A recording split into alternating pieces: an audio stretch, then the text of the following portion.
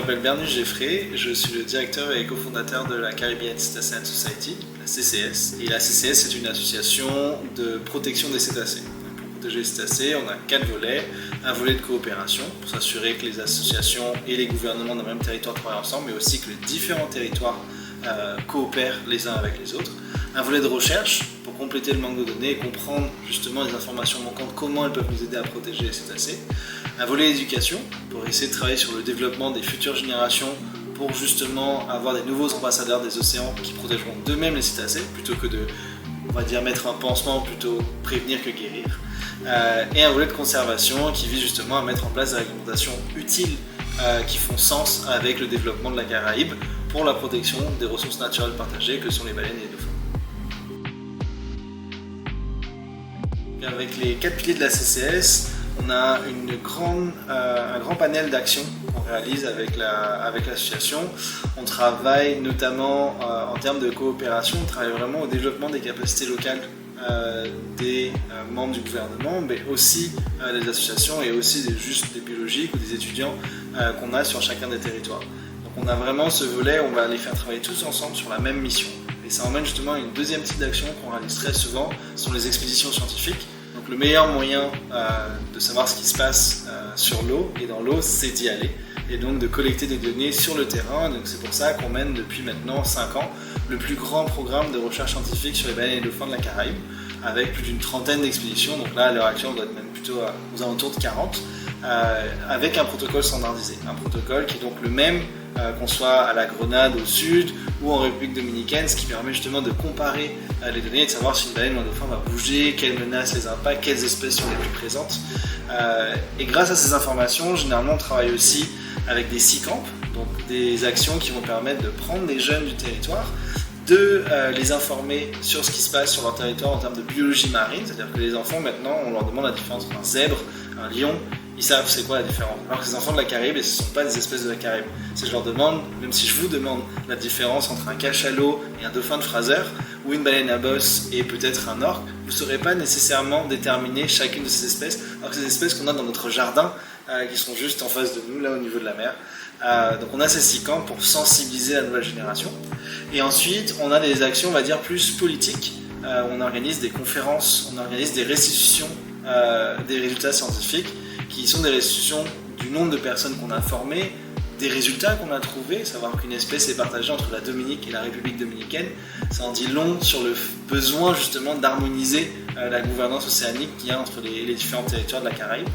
Et ça va permettre justement de des fois mettre en place, ou en tout cas d'engager les politiciens à mettre en place une nouvelle réglementation pour protéger les cétacés.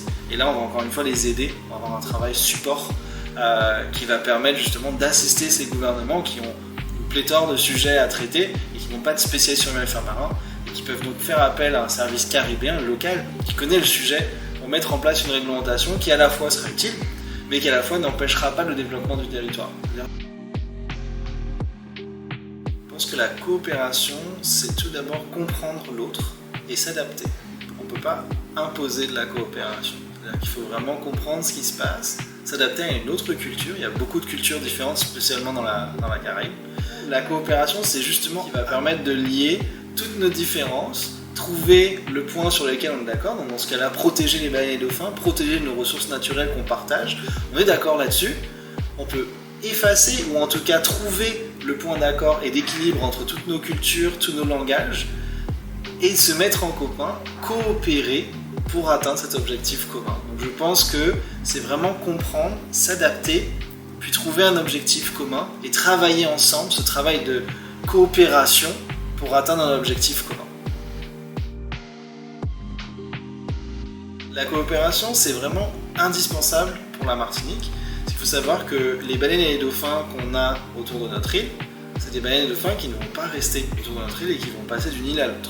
Donc, si on veut protéger les orques de la Martinique, il faut automatiquement les protéger dans les autres îles.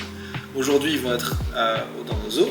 Demain, ils pourraient être à Saint-Vincent où ils étaient chassés. Et grâce à nos actions, on a pu aider le gouvernement à mettre en place des réglementations pour interdire la chasse aux orques, puisqu'il n'y en avait presque plus. Et c'est ce qui va permettre demain d'avoir de plus en plus d'orques aussi en Martinique, mais surtout dans l'ensemble de la Caraïbe. Et c'est ce qui nous permet aussi de développer notre économie bleue, puisque on a vraiment un très gros penchant de notre économie qui est basé sur le tourisme, et sur le tourisme durable, sur le tourisme lié à la nature. On voit à l'aéroport des baleines, des dauphins, et pour ça, on est obligé de les protéger. Et pour les protéger, on est obligé de les protéger partout. Et pour ça, on est obligé de comprendre et donc coopérer avec nos voisins, les autres îles qui nous entourent, pour pouvoir trouver des points d'accord. Et des fois, c'est peut-être en dessous de ce qu'on voudrait en Martinique, ou des fois, ça peut être au-dessus aussi. On peut nous demander de faire un peu plus pour les protéger, pour s'assurer qu'on ait une harmonisation des réglementations et que ça ne fasse qu'un. Puisque pour les baleines et les dauphins, en fait, c'est un écosystème. Ce n'est pas plusieurs écosystèmes, c'est pas la Martinique ou la Guadeloupe, c'est la mer des Caraïbes. Et il faudrait qu'on ait la même règle dans toute la mer des Caraïbes. Coreum, c'était la continuité parfaite dans ce qu'on avait commencé. C'est-à-dire qu'on a commencé par des fonds avec des petites fondations qu'on a pu du coup développer grâce au soutien de la préfecture, donc le fonds de coopération régionale, donc le fameux FCR. Mais ce FCR a aussi une limite dans les actions qu'on peut réaliser, mais nous a permis de continuer jusqu'à l'ambassade de France. Et en fait, Coreum et le lien avec l'Agence française du développement, c'est aussi un point d'étape très très important, je pense, dans la coopération à la Caraïbe, qui permet de faire le pont avant un projet Interreg. Et on est vraiment dans la structuration, et c'est ce qui est le plus important, je pense, aussi avec le projet Coreum, justement, c'est d'avoir non pas seulement ce soutien financier, mais aussi ce soutien technique de structuration de l'association, pour être prêt, pour mettre des bases solides avant justement de pouvoir participer et proposer des projets de très très grande ampleur. Donc là, ce que Coreum, c'est vraiment le pont qui manquait entre les petites fondations ou les fonds de coopération régionaux et des très gros fonds européens. Il n'y avait rien et c'est ce qui permet justement la continuité. Malheureusement, on aurait préféré un fonds qui aurait pu continuer justement sur plusieurs années. Donc c'est-à-dire ce qui pourrait être vraiment très intéressant à développer, c'est justement travailler sur ce dégradé entre un projet ponctuel sur 1 an et les programmes Interreg qui sont peut-être sur 5 ans, et d'avoir quelque chose qui se situerait peut-être entre 2-3 ans avec des montants justement intermédiaires. Donc on espère beaucoup sur un futur Coreum, ça c'est évident, comme tous les autres partenaires je pense, et tous les autres candidats qui ont déjà été sélectionnés.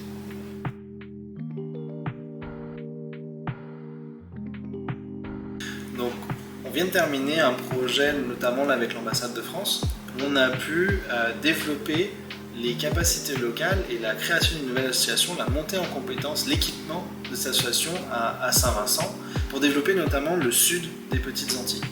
L'intérêt qu'on a cette année, c'est de renforcer le travail qui a déjà été fait et surtout de l'étendre au-delà des Petites Antilles et du sud des Petites Antilles, de le faire monter dans les îles de Dominique et de Montserrat qui n'étaient pas concernées par ce premier projet. Donc on a vraiment un travail d'extension du réseau et de solidification du réseau, mais aussi de création de réseau. L'île de Montserrat n'est pas fortement impliquée dans la conservation des cétacés, pourtant on a de belles espèces qui y passent. Il y a les orques qui étaient justement il y a à peine 2 semaines. Et on a justement, grâce au financement Coreum, l'accès au temps et au support nécessaire pour essayer d'étendre ce réseau à cette île. Donc on a eu, grâce à l'expédition qu'on vient de réaliser, un des membres qui était en stage au gouvernement, qui est en train de faire présentation cette semaine aux différents membres du gouvernement pour qu'ils puissent participer à la prochaine expédition scientifique. On est vraiment dans la création d'une chaîne d'action qui permet non seulement d'avoir des nouvelles associations locales, mais de la lier directement avec les gouvernements et les associations des autres îles, puisque cette participante a pu participer grâce à un soutien aussi de l'autre association qui venait de Montserrat, qui est l'un de nos partenaires. On ne va pas s'arrêter là, parce que la Caraïbe c'est grand, et bien que le projet Coreum permet justement de solidifier et d'étendre ces actions-là, on travaille aussi avec d'autres gouvernements, notamment avec les territoires hollandais, pour peut-être mettre en place de nouvelles aires marines protégées, de nouveaux sanctuaires. On vient de travailler avec la Barbade, le gouvernement directement, qui est en train de faire son Marine Special Planning, pour justement décider des endroits à protéger ou non. Donc on est en train de mettre en place un travail à long terme sur plusieurs années, et on a continué aussi les travaux qu'on avait commencé avec la République dominicaine. Donc on a créé l'année dernière une aire marine protégée. Maintenant, il est temps justement de mettre en place la réglementation dans cette aire marine protégée. Donc de continuer à collecter des données qui permettent de savoir comment on va pouvoir mettre en place un plan de gestion qui permettra de mettre des actions sur le terrain qui feront sens, encore une fois, avec la protection des baleines et des dauphins.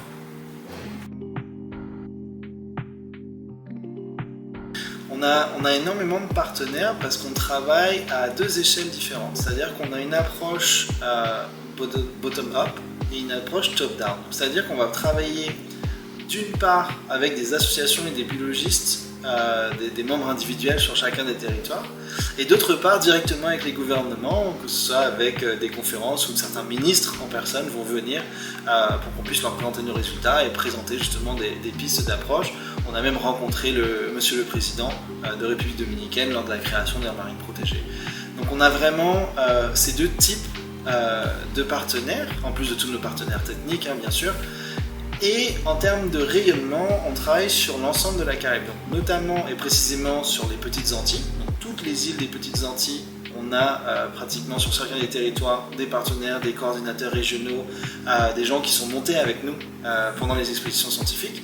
Et on a étendu tout ce niveau des Petites Antilles à la République dominicaine, aux îles Vierges britanniques, aux îles hollandaises qui sont les îles Aruba, Bonaire, Curaçao. Et on est en train petit à petit, en fonction du temps dont on dispose et des financements dont on dispose, d'étendre ce protocole standardisé et cette méthode, cette famille de coopération à l'ensemble de la Caraïbe pour ceux qui le veulent et ceux qui en ont besoin. Encore une fois, c'est pas du tout une obligation, c'est vraiment un travail en accord pour être sûr qu'on souhaite la même chose, et pour ceux qui le souhaitent, du coup on peut travailler ensemble. Bien sûr, donc l'un des sujets les plus importants de la CCS, c'est le développement local des compétences. Donc on fait le maximum dans chacune de nos actions pour essayer d'intégrer justement des membres de chacun des territoires, des membres locaux, pour qu'ils puissent participer, que ce soit bénévolement ou même de façon rémunérée, aux expéditions pour être formés par exemple, lors des 6 camps pour encadrer les enfants. Et ça, je pense que c'est très important pour les gens qui nous regardent, peut-être de voir comment ils voudraient participer. Donc ils peuvent nous retrouver sur le site internet, que ce soit des étudiants de la Caraïbe qui souhaiteraient venir en stage chez nous. Il y en a des offres qui paraissent sur nos réseaux sociaux, sur notre site internet. Mais ça peut être aussi des gens qui sont passionnés par le milieu marin. Je pense que c'est important pour les jeunes de la Caraïbe de comprendre que la situation actuelle est assez compliquée, notamment pour ceux qui veulent travailler en biologie marine. Et ça peut être très décourageant, que ce soit en France métropolitaine ou particulièrement ici, parce qu'il n'y a pas vraiment de chemin tracé. On n'a pas toujours l'impression de créer un impact. Et je pense qu'un message qui est très important, c'est de croire en soi et de ne pas abandonner. C'est-à-dire que si on a vraiment un intérêt pour le milieu marin, et pour tout autre projet en vrai, si on est vraiment passionné par quelque chose, ce qui est vraiment important, c'est de créer sa propre voie et vraiment de continuer, d'être déterminé et surtout de ne pas s'arrêter aux premiers obstacles, et si on tombe, de se relever. Et c'est ce qui permettra justement à la Caraïbe d'avancer. Je vois beaucoup de gens très compétents qui vont dans d'autres instituts qui sont très célèbres, qui vont aller justement en Australie comme j'ai pu le faire au début, qui vont aller au MIT, à Harvard, etc. Donc oui, c'est génial qu'on ait des Antillais qui peuvent accéder à ces instituts très renommés, mais du coup ce qui se passe, c'est qu'on a un appauvrissement de notre territoire, et c'est pas comme ça qu'on le fera avancer. Et du coup je pense que d'une part les jeunes qui pensent pouvoir faire quelque chose, qu'ils y aillent, qu'ils poussent et qu'ils fassent leur maximum et qu'ils ne s'arrêtent pas aux premiers obstacles, et il y aura beaucoup d'obstacles. Et d'autre part, ceux qui ont réussi, c'est peut-être aussi un message de retour. C'est le moment peut-être aussi de faire avancer la Caraïbe, de ne pas s'enfuir, de ne pas aller chercher mieux ailleurs, mais de créer mieux ici. Et ça, je pense que c'est quelque chose qu'on essaye aussi de transmettre avec la CCS. On aurait pu participer, je pense que tous les scientifiques qui font partie de l'association maintenant ont les compétences techniques assez hautes et pourraient intégrer de très gros instituts, mais font le choix d'être dans la difficulté, de choisir la solution qui n'est pas la solution facile, mais la solution d'impact, qui permet de faire un changement. Et ça, je pense que c'est important pour ceux qui regardent, justement, encore une fois, c'est pas forcément pour les baleines et les dauphins, ça peut être pour n'importe quel sujet, mais de se battre pour son île et surtout de se battre, de ne pas se laisser porter par le courant, mais essayer de nager dans la direction dans laquelle on va aller.